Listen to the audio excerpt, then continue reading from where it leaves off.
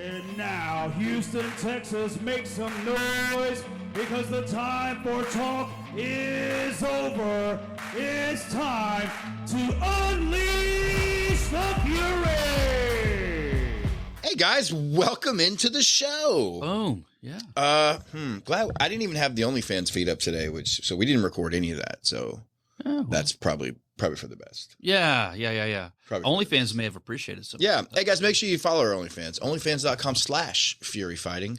Once again, that's OnlyFans.com/FuryFighting. You get to see all kind of stuff. You get to see Wayne's butt cheeks. You get to see some shots that we do every event. Little like shots every event. Those are kind of fun. Like to start the show. Yeah, like man. you kind of.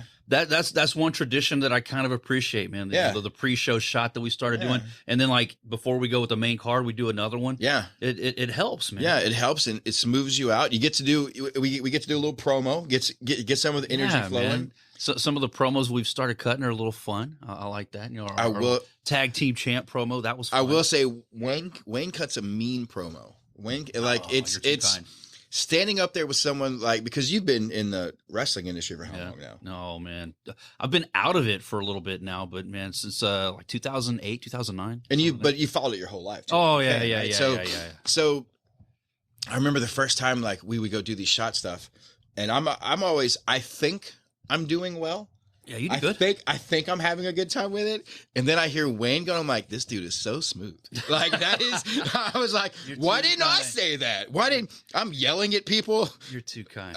No, man, but hey, yeah, you cut a smooth promo, man. Like that's been really fun. One of the things I enjoy more and more as like Fury grows is some of these little moments that we get to do. Like I get to bug Diego before the shows about, dude, are we ready? Are we ready, Diego? And I'm like, yeah. Now Diego's guys, like I can see them, they'll look away from me when I look over there. I'll be like, hey, and they'll be like, no. He's going to ask us again, and we know the answer. We're not ready. Yeah. We go do our shots with our ring girls and whatever city we happen to be in. It's either Live Oak Vodka or the Howlerhead Whiskey getting thrown down every show. And, you know, if we can sneak off it's really hard to get away during the show because once we're going, it's on. Nonstop, man. The most fun part is whenever you're in the middle of that live flow and we're going and somebody comes up and they go, oh, hey, can you shout out my product? And like, well, I mean, we're on live broadcast right now.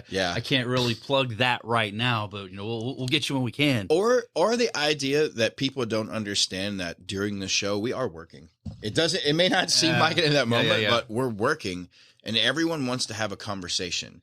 And because it's me and Eric and Wayne sitting at this table right there, they just come up and even though they see us sitting, they assume that nothing is going on. Yeah. Even though that's the busiest part is when we're down there. I'm like buried in my laptop trying to put together fight card notes and everything. I'm trying to hop down and like edit pictures real quick in between the rounds.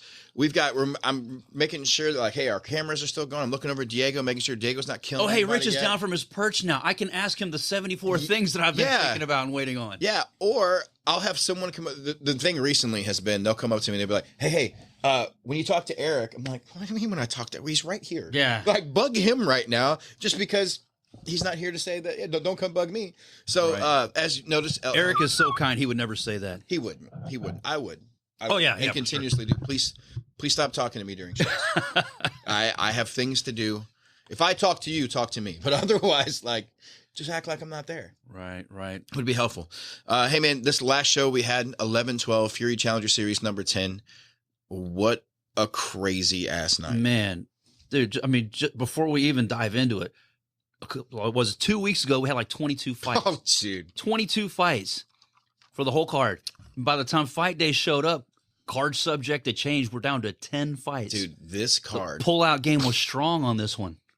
This card, I can tell you there were more conversations between Eric and I about like, dude, why are we doing this? Like, why are we doing this to each other? Yeah.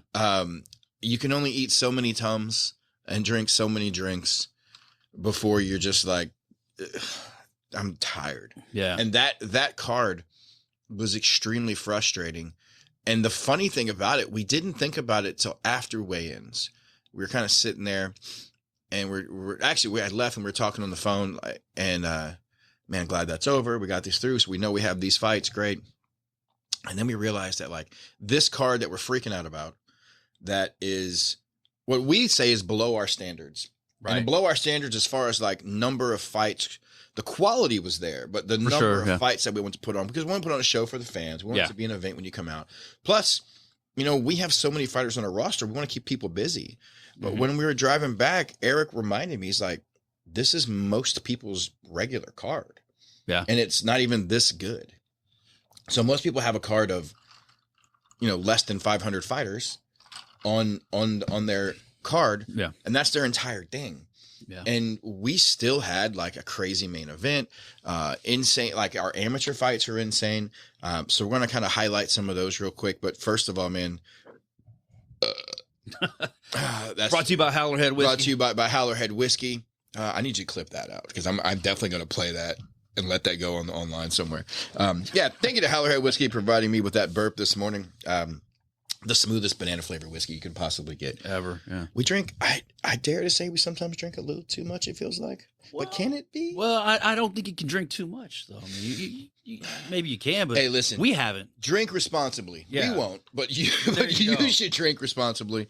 Cameron Smotherman, man, what a comeback for him. I mean, the last fight didn't go his way. Right. I have my own feelings about that. We know Cameron Smotherman, and he's never been like out cold. He may get dropped, but he always bounces right back up, and he's right back in the thick of things. The referee at Contender Series doesn't know Cameron. He just knows the guy got dropped. Okay, got to do his job. Job well done. But I mean, what a comeback for him. He was down. He was down whenever he won that fight. He was down 2 rounds, 2-0. He had to finish that fight, or if it went to the judges, he was going to lose that fight, even if he won that last round. And he comes up with a 3rd round knockout, man. Yeah, you know, there was so much going against him in that fight, in that he's coming off Contender Series where, you know, he lost in a minute, and however we say if we didn't like what the ref did, any of those things, he lost. He doesn't got dropped. Matter. Yeah, right. It happened, and so that's.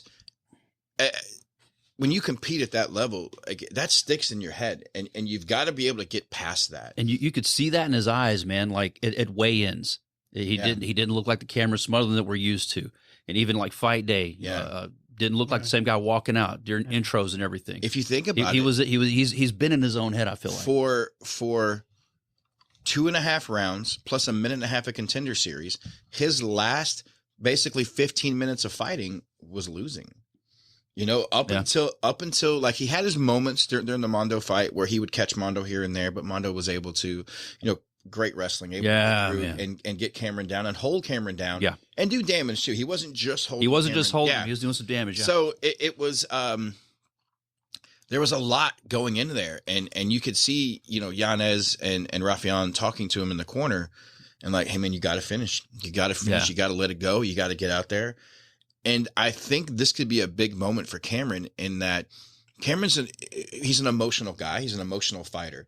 He's a super, super nice kid. Like he's a over the top nice. Heart on his sleeve. One of the guys that like I look forward to seeing every time. Same, yeah. But that heart on your sleeve personality takes wins and losses so hard. Mm-hmm. And when you take a loss hard like he did on such a large stage, and then you come back and you're losing in your hometown in the main event.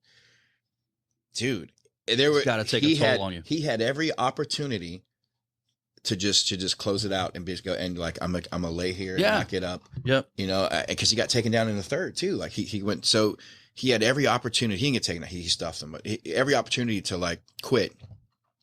And everyone would have been like, "Hey man, that was just a tough fight. You fought another guy from Contenders, from Ultimate Fighter, great job." Mm-hmm. Cameron came out swinging. You know, like he got it in him, fired him up. And holy shit, that knee at the end that closed it out, man. Wow. That's going to be a candidate for knockout of the year. Knockout of the year. And so is, and he's got 2 of them earlier in the year. Yeah. Peter Caballero, man. I mean, spoiler alert, that's probably going to be my vote for knockout of the year. But Cameron's got 2 of them. Yeah. Man, I think one more win for Cameron, and I think you see him get called up.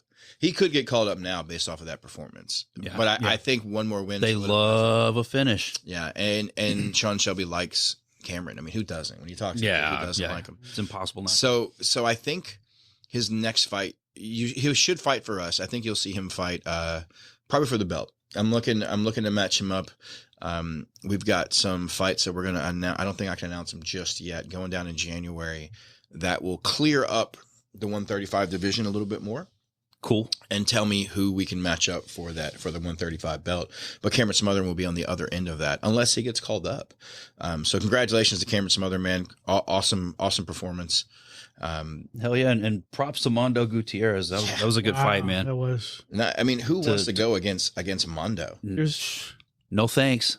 I was watching everybody, and you could see people just kind of on the edge of their seats. Yes. How about that crowd when he won?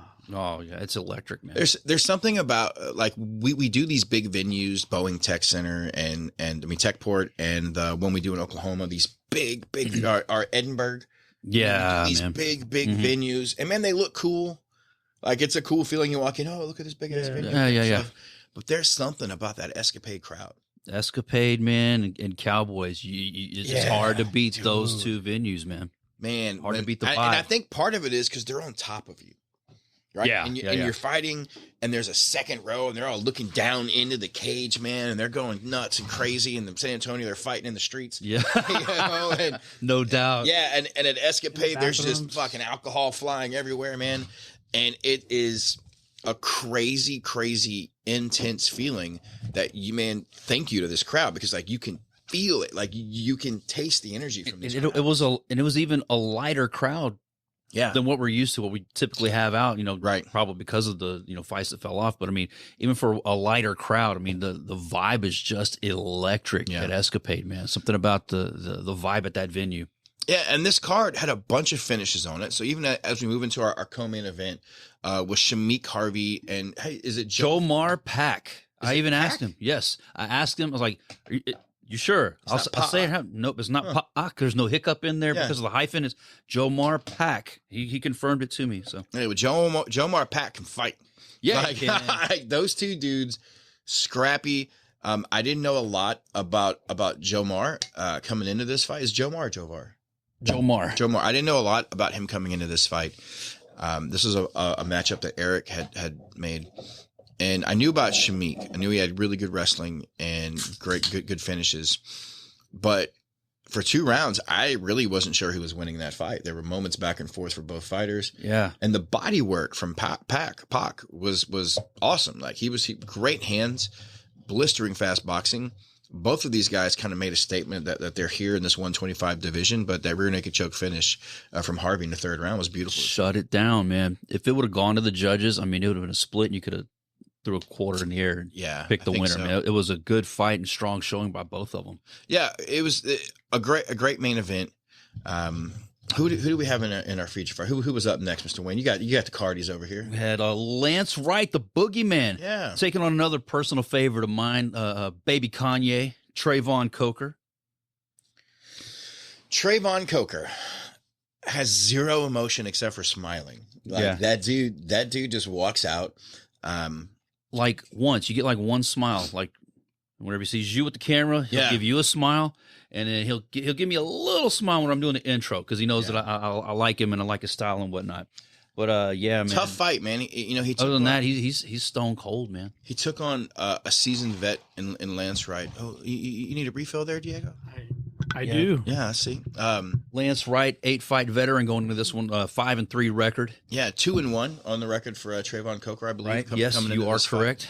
And I think what we saw in this fight was the experience of Lance Wright. Yeah. He also just did more work. I think Trayvon was looking to counter a lot. You need a Coke, man? I do, sir. Oh, you got that? I think he was looking to counter. And because he was looking to counter so much, he didn't seem to come forward as much as he could. And when he never really found his groove. When he did, he had great success. Yeah. Coker is a very good fighter. He's tall for the weight class. So I like his style, I like watching him. I think this is a fight where he learns that I got to do a little bit more. Yeah. I mean, a little more offense. And it was a good fight for him in that regard because, I mean, at 2-1, you've got to take on quality opponents to get better. You're only going to get better taking on those seasoned opponents. Yeah, for sure. He's bright future for Trayvon Coker. Kid is a stud, and I can't wait to see where we go next with him. Let's see. Also in the card we had Kara Greenwell. Yeah, and Wendy Enenson. Bonesaw. Wow. So this is a fight that we didn't want to make. And we didn't want to make this fight because we believe that they're Kara, both prospects. Yeah. Kara, Wendy, and Mia Guerrero are probably the top 115ers, I dare say, in the nation. And who's going to argue with that? I don't know. What a call out. And whoever does, you're wrong. So, and so we had this fight lined up. We had Mia versus Wendy next. Wendy just stepped up when Kara Greenwell's opponent fell and said, hey, I'll fight her too. This girl's had like 11 fights in like 5 months or some shit like that. Like she just fights. She'll fight every month if she can. Yeah. And this was her pro debut. Yeah, her pro debut, absolute stud. And we know how good Kara Greenwell is. Like she is phenomenal. And to come out and finish Kara in a minute is super impressive. Her chain wrestling to get that fight to the ground, I was really, really impressed with, because it wasn't, you shoot a blast double or you get a single and you just finish it. Kara's a good wrestler. So Wendy was able to chain her attacks together, which that's high level, man. It's high level. Yeah. It's not easy. One, wrestling in MMA is completely different than wrestling. Yeah. So, but when you are wrestling, it's hard to chain things together while someone's punching you in the face or there's a cage stopping you. Like there's that makes sense. Yeah. It's harder to chain things together. And honestly, it's hard to wrestle with gloves. You don't quite get the same grip that you want. It's hard to get your hand to squeeze into places sometimes. So I was really, really impressed with her chain wrestling. Great armbar finish. And now we get her and Mia. And this is going to be a scrappy fight. Mia Guerrero is going to be ready. She trains with a bunch of wrestlers out there at War. Phenomenal amateur career. And now making her pro debut. In hindsight, I wish we would have brought Mia into the cage for a little face-off after the call out. After Wendy, called her out on the mic, said, "Hey, don't pull out of this fight or whatever." Yeah. Wow. Yeah. Yeah. Maybe so. Maybe that was an opportunity that we missed. It's, spur of the moment. We didn't. But also, it was unplanned. Yeah. It also. But Mia happened to be there. Sitting right there. It's like, oh damn. Yeah. Looking back, you're probably right. We probably maybe should have brought her in. I did look at her and make the motion, but it's hard to hear, and I don't want to interrupt the post fight. Yeah. Hey, come in here right now, Mia. Hey, also in the card we had a Mansoor Kara and Sam Kilmer. Mansoor Kara and Sam Kilmer. And Mansoor Kara picking up the unanimous decision. Yeah, and a battle of the grapplers. Yeah. You've got two guys who are wanting to throw down in the grappling realm. Not much boxing was going to take place during this fight. We knew that coming in. What I was happy to see is that Sam Kilmer wasn't pulling guard this fight. Yeah, he didn't do that. Yeah, he was looking to wrestle, looking to go. That kid's had a rough run with us. He really has. He came to us undefeated. He was undefeated when he came to us. And now, he's won, I want to say he won 2 fights for us, or he won 1 fight. I know he won 1 for sure. And he lost to Moreno, and then he lost to Derek Ajaday. Which, both of those are both of them quality opponents. Yeah, man. It does speak to the level of just fighter that we have here at Fury, that Sam Kilmer is a very well looked at prospect. He's out of Lloyd Irvin's gym out there in Virginia, and he is a grappling wizard. And Sam Kilmer is still a highly ranked and rated prospect. Yeah. And I think now you got to talk about Mansoor Kara as well. He's undefeated. Yeah, 6-0. And this is his first fight with us, I believe, right? Yeah, first fight with us. Newly signed to our 155 division, and he looked great. Yeah, he looked a top great. Prospect for us. I think I got his next fight lined up for us now. But you can't make that announcement yet. I can't make that announcement just yet, but it'll you off the air. It'll definitely be a fun fight. Before we get into the amateur portion of the card, man, shout out to Lester Buttress Jr. He was supposed to fight that night, and his opponent no-showed weigh-ins. Yeah, that's a huge disappointment and a big no-no. Yeah. Look, it's hard. I don't know how much we want to dive into that, but I mean, there's before weigh-ins, there's plenty of opportunity to give a promoter notice, hey, I can't fight. if you're not going to make it. Like with Lester, it's kind of public knowledge at this point that there were concessions made with the weight. Multiple. And we just kept going up. We kept going up. I think we ended up at 170, right? We did. Yeah, we ended up at 170. Lester Jr. came in at 167. You know, he was ready to go, weighed in. Opponent did not show for weigh-ins. Like if you're not going to do that, at least give the courtesy and let everybody know beforehand that, hey, I'm just not going to do this fight. Yeah, it's hard. It's hard on being on the promoter and the matchmaker side to be like, you don't want to dog people too bad, right? Because everybody's got a reason. But everybody's got a reason. There's but also, plenty of opportunity to communicate that kind of news before the official weigh-in. Whenever you pay the state to be there and do all these things. You know, the hardest thing too for us right now is normally we could be like, hey, Lester, we'll turn you back around in December and get you another fight. Dude, our cards are so packed. Yeah, like movie. What do you pull to fit that in? You know, I mean, I don't like. I couldn't. So I'm like, man, January, February. It looks like we'll bring him back after the holidays to make that long-awaited pro debut. But looking forward to seeing Lester get out there. It sucks it went down that way, but he's what it is. That's the fight game, ain't it? Yeah, 100%, man. Hey, in our amateur main event, we had the guy who I consider probably the second. I would say he's top 3 145 prospects. This idiot over here is moving his hands. Our special guest for later is protesting a little bit, but Damien the Orangutan Aronde, man, what a beast! He's a monster. He's 3-1. You know, his lone loss comes to Joe Hendershot in a great performance from Joe. In a fight that the first round Aronde just dominated. Joe weathered that storm, came back out and finished, Damien. Yeah. I think Damien learned a lot from that fight because since then he has been unstoppable. Yeah, he tightened up a lot and, like you said, unstoppable. Yeah, and you're going against Brian James. Brian James, 4-1. He's another one of our top amateur prospects. 4-1, 6'1", like big, man. Long, rangy guy. Brian James holds a victory over Joe Hendershot. What a great matchup. So with some MMA math, you would think that Brian James should have had the advantage going into Damien Aronde fight. Yeah, you would think, man. He did not. Damien Aronde showed why he is an absolute monster. He's an orangutan on the ground. Like that's just he's a clear orangutan. Yeah. And another guy. Shout out Drew Ratajczyk for the nickname there. Yeah, man. Another guy who just a great kid, man. Like Damien and his brother never don't have a smile for you. Mm-hmm. Never a kind word. It's just always. We work with them a lot on like the Submission Hunter Pro cards. Yeah, him and his brother Austin. Man, you couldn't ask for two nicer guys. Man, I've been lucky enough to watch these kids grow up in the aspect of that. I remember them as, I want to say green belts or maybe orange belts in jiu-jitsu competing. Man, and they both had long hair. Yeah, I mean, hey, Austin's got the mullet. He does. Back. They both had this long hair. Yeah, and I remember watching them back then, and they were special. Like on the mat, they were just special. You'd watch them, and you're like, Jesus, I hope my kid doesn't have to go against him. Man. Like, like I'm sitting there like, glad I got a cool full of no-gi kids because these guys are over here crushing gi. Then you see him in no-gi, you're like, damn. But extremely well versed in competition and preparing for competition. And when you're at a school like ACS, which is just full of hammers, I mean, literal, like that's their nickname, but they're also hammers. Yes, sir. And there's very few coaches who like I would send my own child to.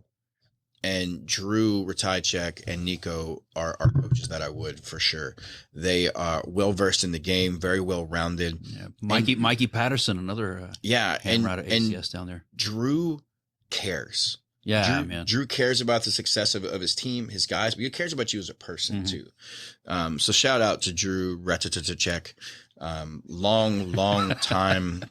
We've done everything together, man. Start off training together. Cocaine. We've done cocaine. Not a lot. I mean, Drew's big. He's all of it. So, but shout out to those guys. If you're out in that area, man, definitely go out there and see ACS. It's a great school out there. Also in the car, we had Noah Elledge. Noah Elledge and Everett Williams. Noah Elledge, the TikTok superstar. Noah the Boa, So- or as Alex Morono, The boner. has affectionately dubbed him, Noah the Boner. Dude, What a fun moment. I didn't catch it. I didn't catch it live. Oh, Alex came over to me and goes, "Hey man, I'm sorry about that boner thing." And I'm like, "What? What are you talking about, man. dude?" Whenever he said it, man, I looked at Eric. Eric looked at me, and everybody. It was like that Spider-Man meme where everybody's looking at it like, "Did you see it? And did you see it? I know I heard it. You heard that, right?" It was hilarious, man. One of those blooper moments that's gonna live forever. I had in our memory. I had to go back and listen to it and died laughing when Yeah, man, it was awesome. So this kid Noah, I don't want to say I found him on TikTok, but kinda. So he was supposed to fight. He's actually supposed to fight Devin at 155 for Devin's debut. Spoiler alert: he's our special. He's guest. our special He'll guest. be here in a moment. One-handed Devin, and I. For whatever reason, that fight didn't happen. I don't remember if it was just, well, we couldn't get a hold of Noah at one point. Like we couldn't, just communication kind of dropped off. And then I saw this kid on TikTok. I didn't realize it was him. Yeah. Just saw some fighter kid talking about fights, and my TikTok algorithm is just all fights and food, so that's all it is. And so I'm scrolling through, I see this kid talking about, he's like, "Oh, I'm in Austin, blah, blah." I'm like, "Oh, I'll follow this kid, check him out." And I tune in, and he's pretty well educated on fighting and talks really well, and sends him some messages, and then I offered him a fight basically through TikTok. I was like, "Hey man, you want to come fight for Fury?" Because he had said he was supposed to have a fight in Austin on another promotion, and it fell through. The whole card shut down. It happens to other people. Yeah. And I messaged him. I said, "Hey man, would you like to come fight for Fury?" And he's like, "Of course I would. Yeah, I'd love to come fight for Fury." Next, we got him on a card, and great personality. He's got his Pit Vipers on coming out, like loving the intro, and He's got some personality, having a great time, and showed off some well-rounded jiu-jitsu skills to get the armbar finish. Yeah, man. Got a verbal submission. Everett Williams looked a little perplexed. Yeah, you whenever you're in an armbar and you scream, "Ow!" The ref is going to stop the fight, especially at the amateur level. It was funny. Maybe I embellished the sound. Maybe he didn't quite sound like that. Not a lot. Not a lot. It was pretty close. Yeah. There was. I wanted to give a little bit. There was some disgruntledness in the corner. I walked over to talk to him, and they were like, "Well, they didn't say that during the rules meeting."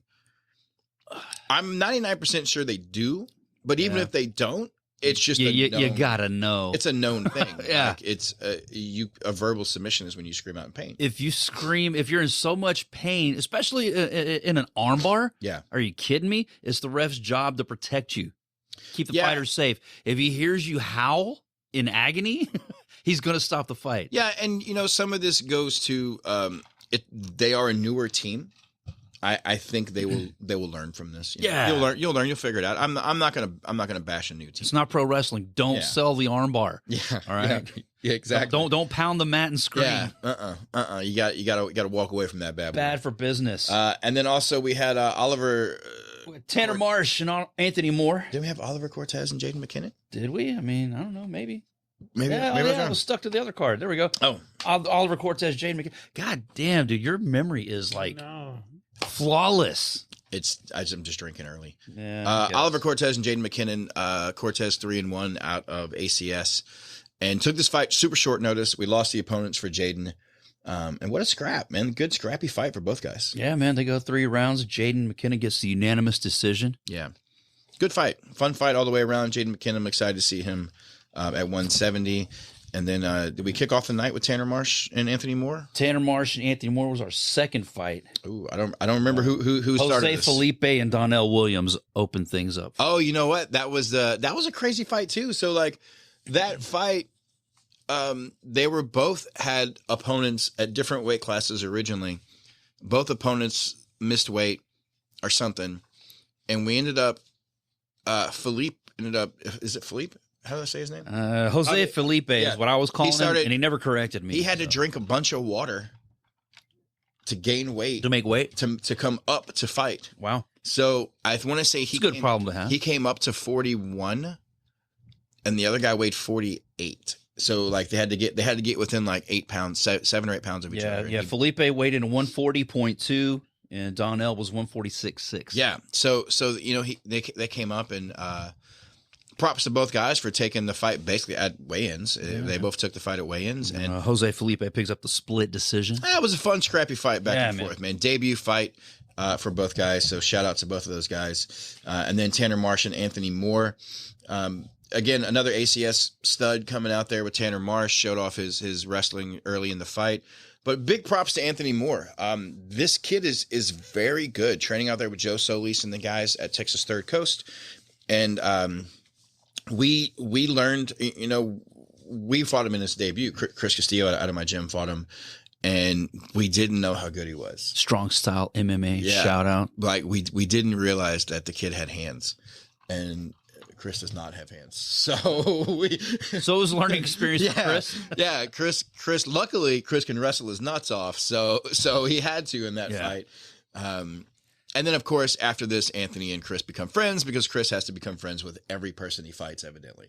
So, shout out to Anthony Moore, man. Looked fantastic. Unanimous decision for him. Great combinations, throwing him out there. And boom. That's so we have got amateur fighter extraordinaire Devin. Don't really have a nickname. Like, I've tried to give him one. You know, we'll bring him on. We'll talk about some of the nicknames, try to bring him on. But we got Devin Jones in the house today. Cheers.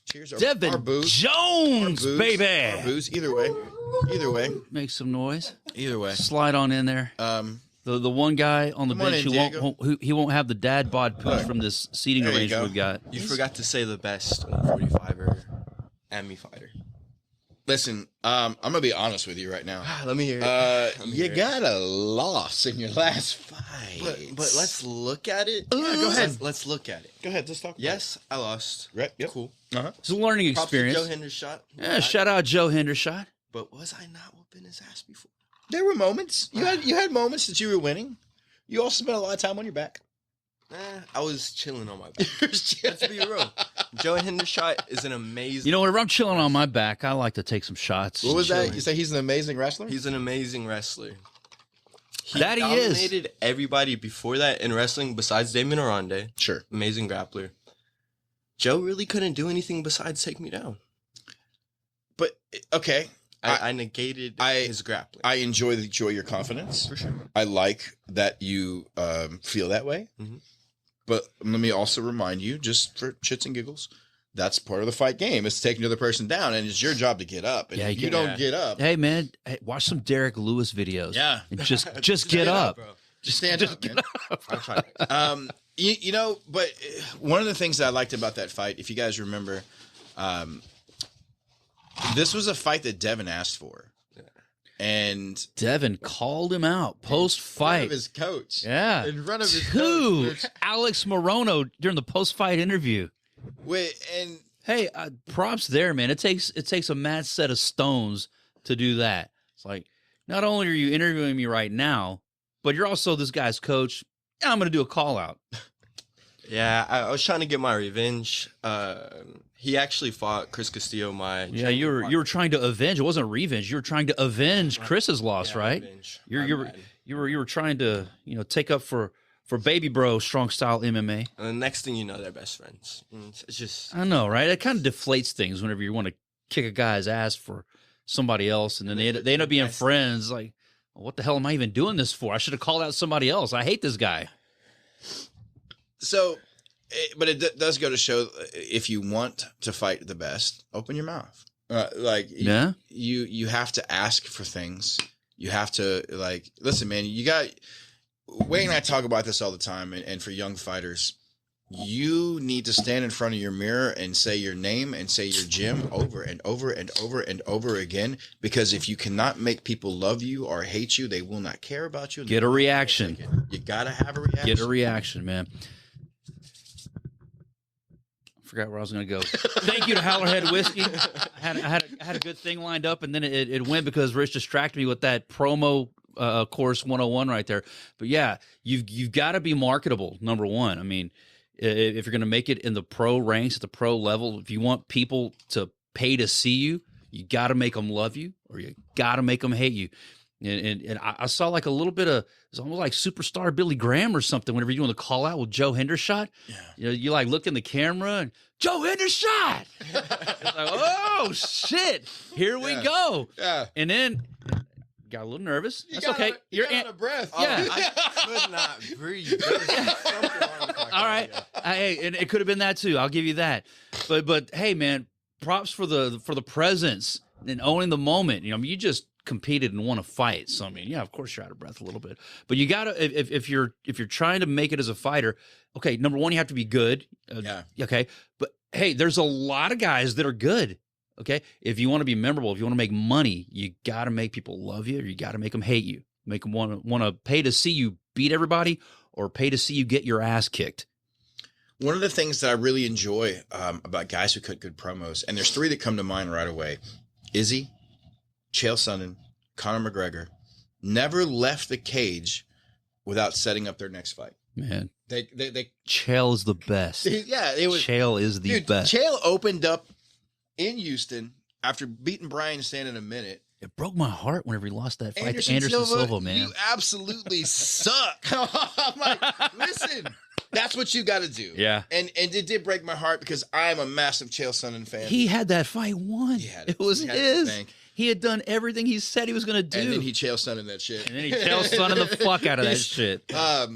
But I think younger fighters can learn from this. And, you know, as a coach, I sat back and I told Alex that night, man, I don't know if I really want Devin to fight Joe. Because Devin it would have been cool to have a little longer build up, but it is amateur. So I mean, it's like, why not do it? But Devin had 2 fights. Joe had 5 going into this fight. Right. I remember. And there is a difference. And Devin's 2 fights had lasted a grand total of like 4 minutes. Yeah. You're like he didn't have a whole lot of ring time. But he believed in himself and we believed in him. And I did think that if he could keep the fight standing and stay in control of himself, he had a good shot at beating Joe. Yeah. I don't want to be on the ground with Joe Hendershot. I don't want to try and get up from Joe Hendershot. Like that's the issue I think with Joe. I think Devin showed that like he was fine on the bottom. He could survive. Right. Joe is very good in scrambles. Like that guillotine that he caught Devin in off of a terrible shot. Like just a dumb decision. I don't know what he was thinking. Sorry, you're right here. It happens, right? Woman got too big. Hey, but Joe. So what were you thinking, Devin? Locked that up. All right. Hear me out. Let me hear this bullshit. I take him down. Now he has to worry about my hands because I was already winning with the stand-up. I take him down. Now he has to worry about my level changes. I didn't get it. He got the guillotine. Props to him. You know? Yeah. I still look good though. That's cool. You did, man. And I, Devin has clearly decided that he's going to be a heel. He's going to be a heel. He's going to be a heel. You can feel it, right? Yeah. Hey, props to him, but I still look good. He didn't do shit. I respect that. I respect that, and I hope. Hey, man, Michael P.S. Hayes. All right, let's go back in time. Michael P.S. Hayes would come out one week, he'd get his ass kicked, he'd get beat 1, 2, 3. He'd show up the next week in front of a camera. I did not lose that fight. That guy didn't beat me. That's right. Exactly. So a good heel never admits defeat. Props, Devin. You're on the right track, son. Chael Sonnen walked around saying he was still the undefeated, undisputed champion. That's awesome. Never lost a round. That's awesome, yeah. Never lost a round. Hey, in the eyes of the UFC, still haven't lost. We're good, baby. We're Woo. Hey, and I do recommend, listen, it's an amateur fight. And we talked about this, and take those chances, man. Take those hard fights as amateurs. And I believe you take your first couple pro fights as hard too. We've seen guys run the gamut as an amateur, go 5-0, 6-0, and maybe they weren't the toughest fights, and they turn pro, and boom, you're exposed. The curtain's pulled back. Yeah. And it's like, okay, maybe you're not what we thought you were. Pros changes a lot. Like there's obviously more on at risk.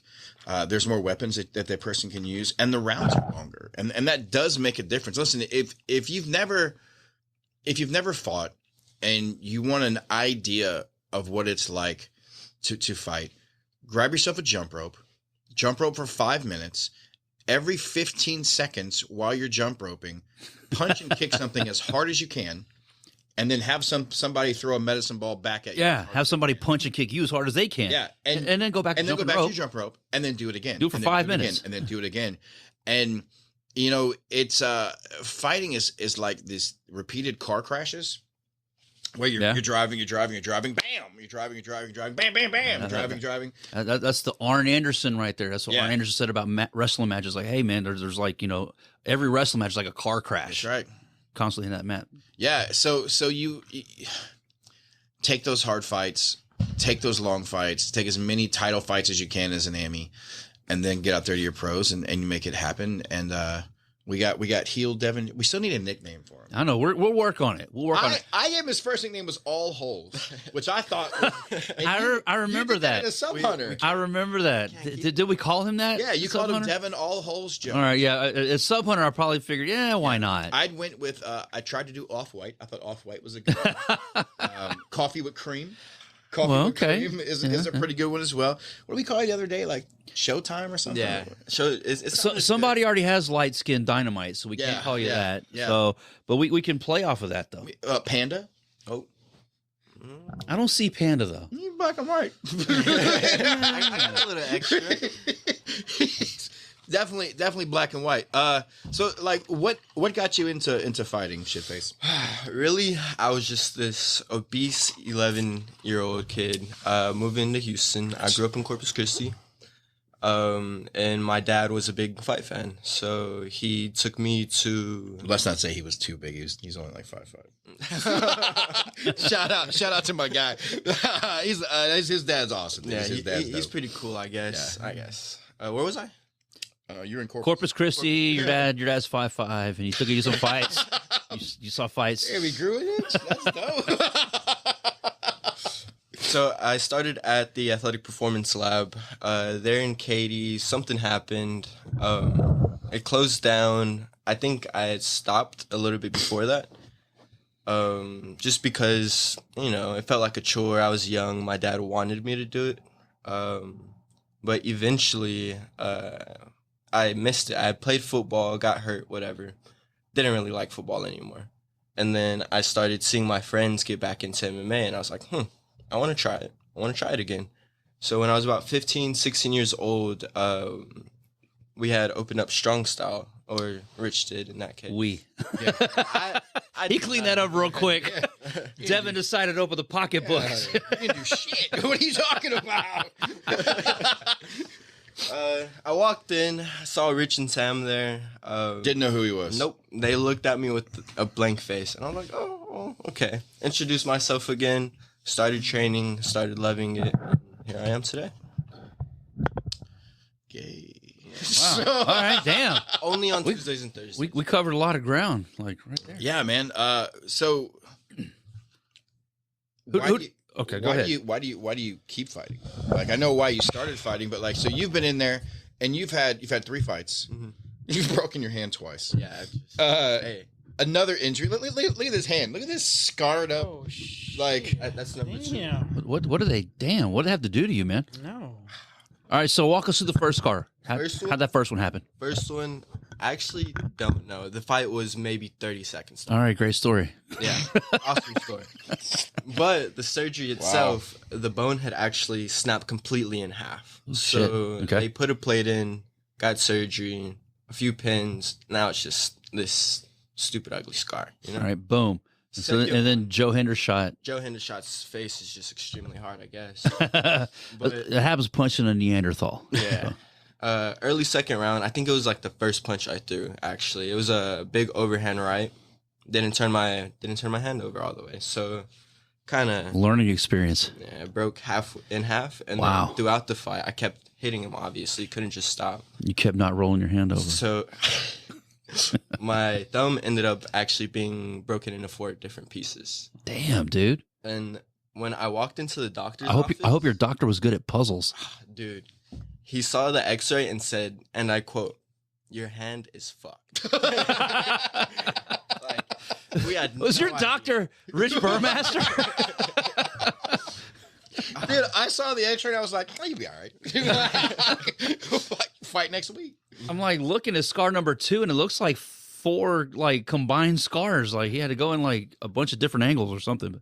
There's just no hand Man. modeling for me. I don't, I see his hands and I always think like, hasn't surgery advanced? Like this looks like Victorian times. mangled. He's out there with like a rusty hook, just fucking. Some doctor who operated on a dinosaur did your hand there. Dude's like stitching up fish with like fishing line outside.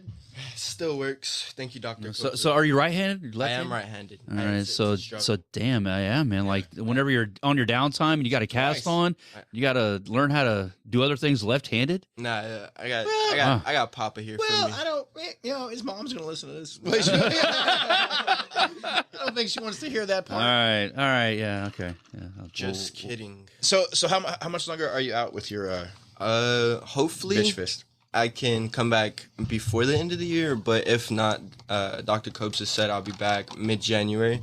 So hopefully get back in the cage around April. But I am actually working out right now. I'm sore shit actually right now. So you're back to right-handed porn. No, not yet. Thumb still doesn't work.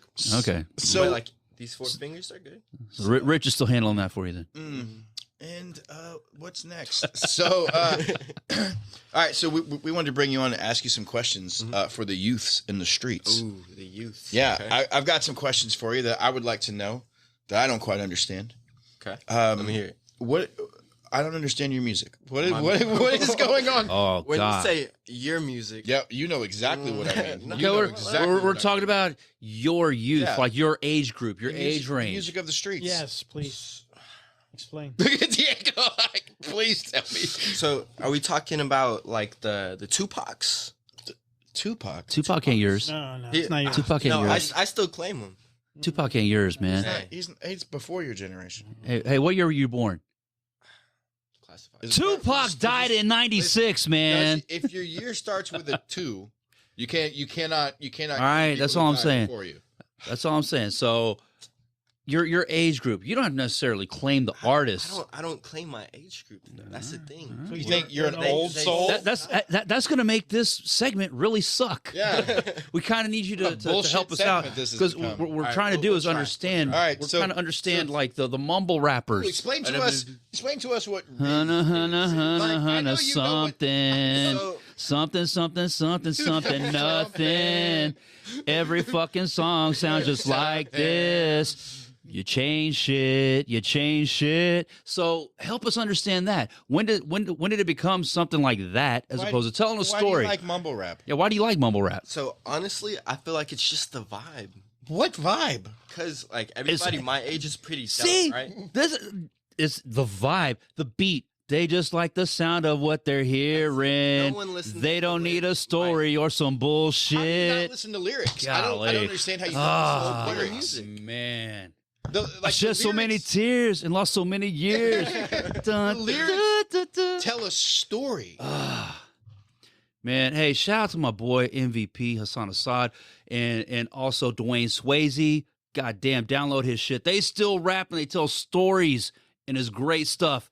But hey, to quote 50 Cent talking to Jay-Z, hey, these kids don't appreciate that shit. That's elevator music. Hey, listen. But quote- shout out to the boys. To quote the wise poet Tupac, I'm hitting switches on bitches like I've been fixed with hydraulics.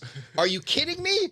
Are you kidding me? Nobody's How do spitting you like want that anymore. Nobody's spitting like that anymore. What? Why not? Well, your people did it. I don't know. The youth. I mean, the youth. They get dumber. I'm like, whoa, hey. Trying to say. This comment brought to you by Rich Burmaster. The youth. When I say your people, Yeah, that's then I mean the other way. So your friends, Yeah. why do they listen to what they like and See? Honestly, I normally have aux because I don't like listening to the bullshit, right? So I like to just throw down some knowledge on them, if that makes sense. So first, this is my lineup. All right, let's just, what's the lineup? So since I can't, Diego, don't play this. We don't want to get sued. okay. No, you play it. Diego can like put some elevator music over it or something. You want me to play it? I can play it. Well, I thought you had a list. I don't want to hear it. Listen. Okay, all right. GD pal, I thought you had a we're list. going with Future. Okay. Throwaway. I want everybody to just go listen to it. Okay. Throwaway by Future. Okay. 21 Savage. they still tell stories. You may not like the story, but they're pretty good stories if you can relate to me. By me, I mean Your people? yeah. Yeah. Hey, what does skirt mean? Skirt? I feel like it's like a drifting thing, no? Not a No? I don't think you're right. What's your guess? I don't know. I think it's what females wear. Oh. Well, yeah. I mean, it's a chick. Like, I'm not gonna lie. It's 20. if I'm stacking skirts, I'm bagging chicks. Right? I looked up 20. No, I agree. I mean, is that not? this sounds. Have you heard Chugi? Who? Chugi? Chuki? Yeah. He's probably a top something. I'm looking at. Rich is looking up lists. Yeah, I looked up like the top. It says top 20 slang words that every parent should know what the meanings are. Oh goddamn! And I don't know what any of these are. Let me see some. of those. And I oop. And I. Is that like an oopsie? Beige flag. Beige flag. How neutral is that? Chugi. There's Chugi again. I got to figure I've never out heard what of that one what that before. means. What does shugi mean? I don't know. Oh, Well, goddamn, he's it asking says- you, Devin. It says this is you your describe generation. Someone or something that is basic, out of date, or trying too hard. Hey, But you do- Chugi as fuck. Do I need to? Do I need to call Ashton and get him on the podcast? I mean, he's a little younger than Devin and might have some insight to this He's bullshit. probably better than me. I feel like. This is why I fight. This is why I fight. You know the one that threw me off that I heard Riz, and I was like, what? This is why I fight. This is why I fight. We got a song here. We got a walkout song for you, Devin. I like it. All right, I've got a walkout song for me. Doesn't want to come out to What is it? that cocaine country dancing. Have you heard cocaine country dancing? Man, it sounds familiar. Dude, listen, I might have Diego, I'm stumbled playing across this during it. the show. If you know what, can you make this the intro this week, Diego? If I send you this, can you make cocaine country? Will they take it? We'll probably We'll see. get sued. No, you'll probably Listen get to this. like a. So as long as we Listen to talk this- over it, it's listen to this ambient. It's motherfucker here. just background music. This dude here. As long as we talk a little I bit. think we can give it a few seconds, right? It's not YouTube. Ooh. Is this like AI, like AI Johnny Cash? I know. Some shit. I'm not. The guys from Tyler, Texas. Hey, so if it's AI, I don't think we can get sued because nobody actually. Yeah. Johnny Cash didn't actually say the shit. That was fake. Yeah, yeah. That was it was real. Oh, okay. Have y'all used AI shit? I haven't used. Okay, me personally, no. I've got some stories about somebody else that I know using it, and it works out perfect. It's great. It's scary. Did they get in trouble? No. But I don't want to put shit out there where they can't.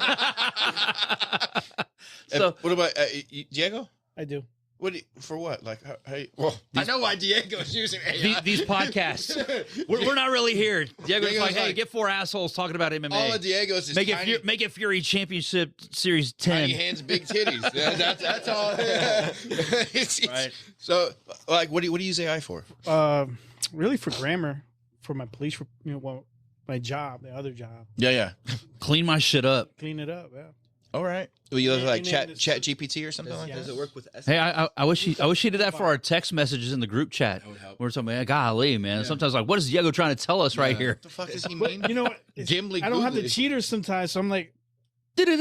all right, Okay. Has that happened to you yet? Where you gotta hold your phone further away? No. I'm there.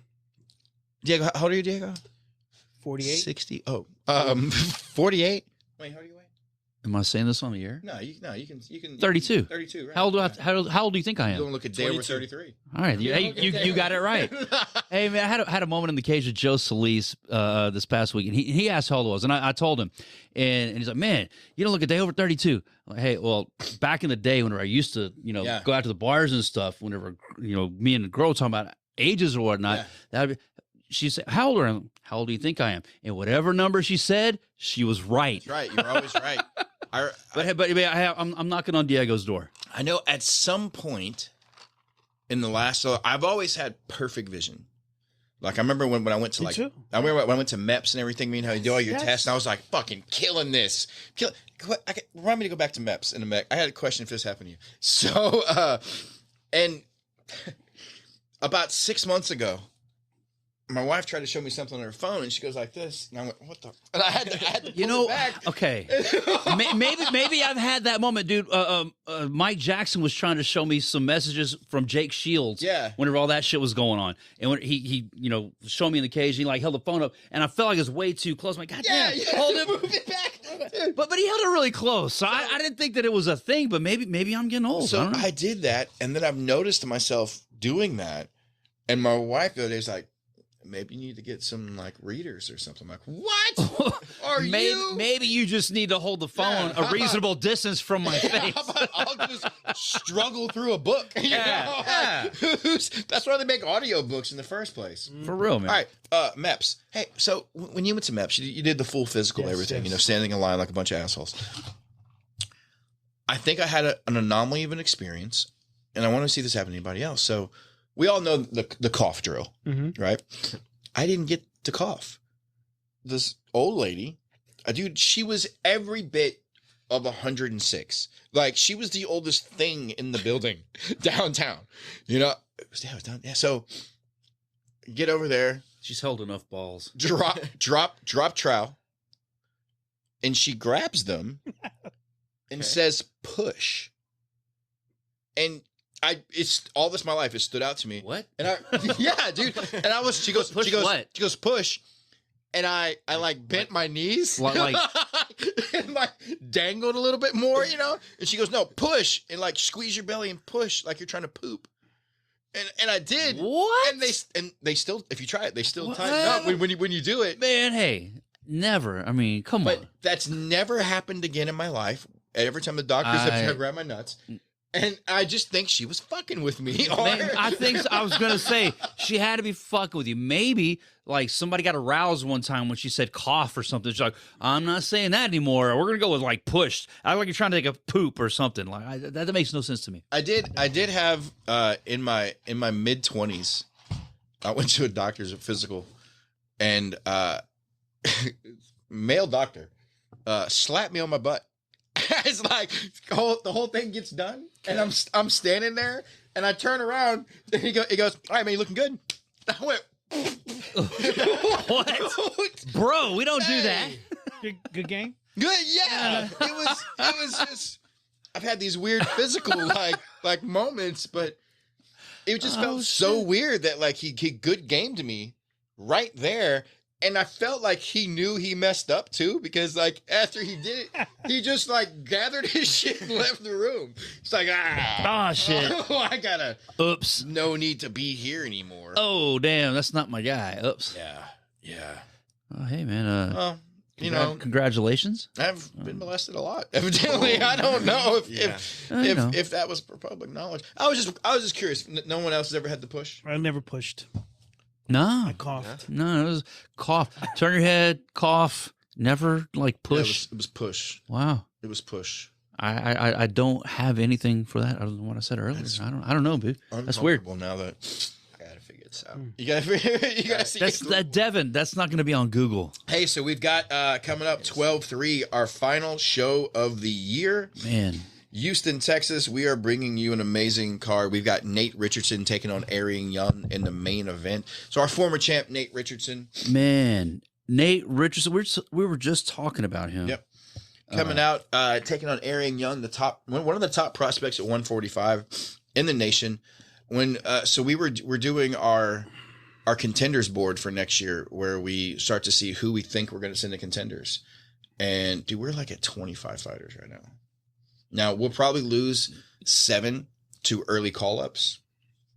I still think we're going to have close to 20 people on contenders next year. Wow. I think we should get a commission on that. I think Fury should like get some kind of commission. You're poaching our fighters. Like back in the 80s when Vince McMahon started like signing Hacksaw Duggan and Ted DiBiase and all these guys from every territory, poaching all this talent. The territories dried up and went away. Yeah. And we're seeing the ramifications of that now. I think like we have to be able to replenish these fighters. I feel like they owe us a commission if you're going to take our fighters. I'm not opposed to it. Now that's our job. That's our job to get them there. I feel you. We had 13 this year. Don't you get paid for a job? Yeah. Well, I'm gonna keep saying, I get what you're saying. I'm not opposed to it. They want to slide a little cash over here. They'll never want to. No, they'll never want to. But they were getting into like the discussion of never mind. Howlerhead whiskey. So you've got two of the top 45ers, the former champ and an up and coming prospect. The winner of this fight will either take a title shot early next year or will get called up. Dude, both of these guys have to get called up. Yeah, I mean, I have no clue why Nate Richardson's not in the UFC. For real, we were who was it we were talking about last week that has gotten called up? They're there now, and Nate has a win over them. Oh, Diego Lopez. Yeah, there you go. Like Diego Lopez right now, star. Boom! I mean, a massive star. Yeah. And I mean, and he lost the 145 title fight to Nate Richardson. Boom. You know, so, and that fight, Nate is knocking on that door. I tell you, it was funny and tells you just how like the MMA world works. Diego came to us only needing like one fight to go to the UFC. They were like, "Hey, if he can win your title, we'll take him." Goes out there. Who stopped him? Nate Richardson loses to Nate. Shocking. It was a great fight, man. Comes back, gets another win, and then gets called up. But like he was all ready to go. Go catch that on UFC Fight Pass. Yeah, Diego Lopez, Nate Richardson is an absolute hell of a fight. Dog. Yeah, like if he can keep this fight standing against Aaron's gonna have his hands full. Speaking of that, in the co-main event, we got Riku Shibuya taking on Jacob Silva, the little animal. Listen, Jacob has not what a fight for him, man. Jacob has not said he's retiring. He keeps saying that like I'm gonna keep fighting. I feel like right now every fight could be Jacob's last fight, and you need to be there. We've talked about that on previous podcasts, man. I feel the same way. Every Jacob Silva fight is just like a little bonus. Yep. Like, holy shit, we get to see him fight again. Man, if you don't have tickets to December 3rd already, pick those up. Come see Jacob Silva fight, man. You never know when the last one's going to be. Also in the car, we got Moses Diaz and Omar Halal throwing down. Love seeing Omar out there. Brandon Moran taking on Eduardo Anaya. Listen to this fight. Robelis Despain. Oh my God. Taking on Miles Banks. That's my Facebook cover photo right now. Listen, I am scared. Man. I'm standing on top of that cage while these two big bastards are running around. They're freaking tall. They're probably eye level with real. you, huh? If heavyweights are your thing. Yeah. And they are. They're everybody's thing. We love them. You love them. You have to see this fight. The rematch happens in the UFC. Yeah. If these two ever fight again, the rematch happens in the UFC. Both of them are going to get called up. I truly believe it's happening at Fury FC December 3rd. I believe that Miles Banks will be a UFC heavyweight champion. Like, no doubt, man. I'm right there with you. That good, that amazing, and his personality. Like, again, we talk about like heels and faces. He is the nicest dude, and he takes pictures with everybody, smiling and laughing. But Miles has that switch. He does. He does. He's got that switch, and he'll say some shit and make you think, "Ooh, yeah, what was that? I want him to get his ass kicked or something." Miles Banks has that it factor. I don't think. And Robelis Despain is fucking Olympic bronze medalist. Taekwondo, unreal. Yeah, he knocked the dude out in 3 seconds. That's a record for fastest knockout in Fury FC history. It was like he walked across the cage and hit old dude with a baseball bat in 3 seconds and won the fight. That's who Miles Banks is taking on December 3rd. Yeah, it's just, we'll break this fight down a little bit more as we get closer, but these are the two most physically imposing heavyweights in the nation. I don't think there's anybody close to these two guys. Who could it be? I don't know. Also on the card, we got Darian Robinson taking on Bruce Whitehead, an amazing fight. Isaiah Diggs and Tony Toro's a fight I'm so looking forward to. I'm a massive Tony Toro fan. Yeah, he's a dog. And then we got Wendy Knudsen and Mia Graw throwing down. Yeah, we talked about that one earlier. I'm really looking forward to that fight. I love Mia, and Wendy is a badass. This undercard, also our prelims, are filled with amazing fighters. George Carpenter making his Fury debut. Amazing collegiate wrestler. We got Joseph Aguilar and David Reza, Luke Crawford, Jason Rivera, CJ Henney. Ooh, George Carpenter taking on Donovan Manuel. Shane Luke Crawford.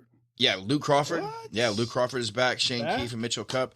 And they also, hey, on the undercard, we got Zeke Cates and Joe Hendershot for the 145. Hey, we talked title. about Joe Hendershot. And also we got, listen, Sebastian Orvides.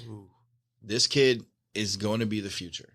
Woo! I'm telling you right now, this card is packed with 2025's Contender Series people. He's an Eves Edwards prodigy. Dude.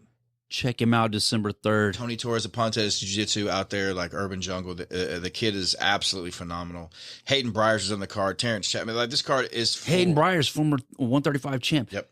Has he made his pro debut yet? He has not. So I would think this will probably be his final. I'm trying to. I would think so. The screenshot that I have. It's still an amateur fight, right? Yeah, I would think. Golly, we got to get that guy on the pro side of things. Get him paid for these fights.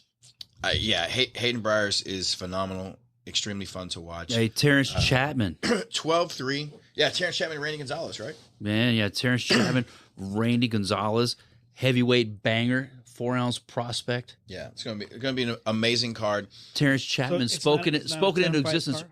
No, it's a 20. So far, we got 25 fights. Now, we know, You're gonna lose some. law of averages, we're going to lose a few. Somebody's going to get injured. Somebody won't make weight. Whatever the reason is, something's going to happen. We won't have 25 fights, but 25 fights as of now. And man, If I had to guess between now and then, we'll probably lose 4. this card is fire. You go up and down the card, and Amazing Hey, card. Eric Garcia is known, and Rich Burmaster, you can attest to this. You're a part of it as well. He loves to close out the year with a fucking bang, and that's what's happening. Yeah, this is one of our best cards of the year. Diego, I see you check your watch. How long do we have? Oh, we got 100 hours on my report. We got okay. All right. Well, quit tapping your watch. So then. you can go now to furyfc.tv and pick up those tickets. Once again, that's furyfc.tv. Select your favorite fighter. Let them get a little bit of commission. Yes. Don't pick Devin Jones. He's not on the card. Yeah, don't pick Devin this time. Hey, also, we're going to be doing some giveaways, so make sure you follow us on our Instagram at Fury Fighting. We're doing some giveaways there. Make sure you're following Fury VIP Experience. Fury VIP Experience is coming up. I'll announce that winner here. Get a hand job from Rich Burmaster. Or maybe not. Wait, well, it depends. What does he look like? Like, wait, is he pretty?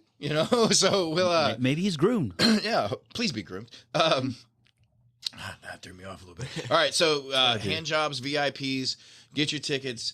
Make sure you get your Sheath Underwear, sheathunderwear.com. Go to Space. Are you wearing your Sheathies right now? I got. No one. We don't show them. You just say yes. Yes, I am. Show 'em. It's mostly audio. Make sure you hit up Space City Collective, Spotify, for all of your gear, especially your shoes. Make sure you hit up Private Label bags. Hey, Private Label. I need a backpack for the laptop and all these cards and the mic flags and stuff I got to My carry. video gear. Oh, we'll get some bags. It's a request. Hollerhead Whiskey, Live Oak Vodka, OnlyFans, Vodka and cranberry. Kimura Tattoo Company. Make sure you go out and see Ronnie Byerly for the best tattoos in Texas. And he did your tattoos. That's right. I don't know if I'm supposed to show him. And what? So hey, listen, guys, it's been great having everybody here. We didn't have El Jefe here today. He's out doing whatever brown people doing what he does, making the best fights imaginable. He's hammered by his a reality. Actually, he went out and picked up a new cage. Yeah, new cage for 2024. So I'm surprised he didn't send the butler. Routine maintenance. Man, Eric is so hands-on. You would think that, like, with all the staff, all right, hey, compound. Do you think? Okay, all right, we'll do this for a second. Go ahead. Would you send Mark Finley in your truck along with Rick Sanchez out to another state to pick up your cage? Yeah. And bring it back to Texas? Yeah. And trust them over like 3 days to get it done? Hey, I love the guys that work real hard, but man, I don't know. I would probably be like, I'll do it myself. Okay. All right. Well, fair enough. Usually Eric would just make him ride. Eric would be like, but I think he did like a little road trip with Pops. Went out there, picked up the cage. Excited. I think we're going to use the new cage next week. Oh, we got a family thing. Yeah. Wayne's an asshole. Okay. Fuck you, Rich Burmaster, but that's kick ass, man. I thought we were all friends.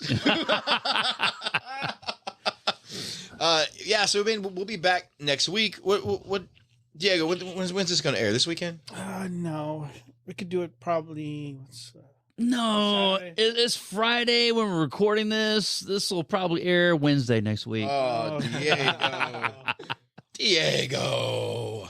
Get this up in time for the Fury loyal and faithful. Devin, where can our fans follow you at?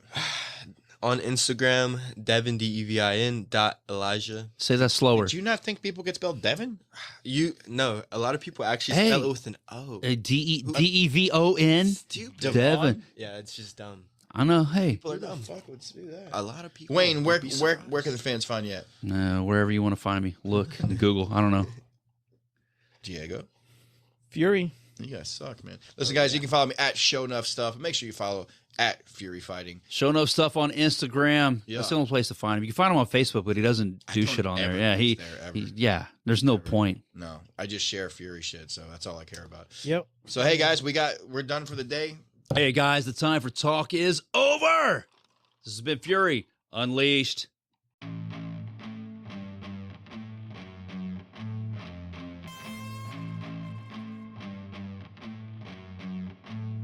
And now, Houston, Texas, make some noise because the time for talk is over. It's time to unleash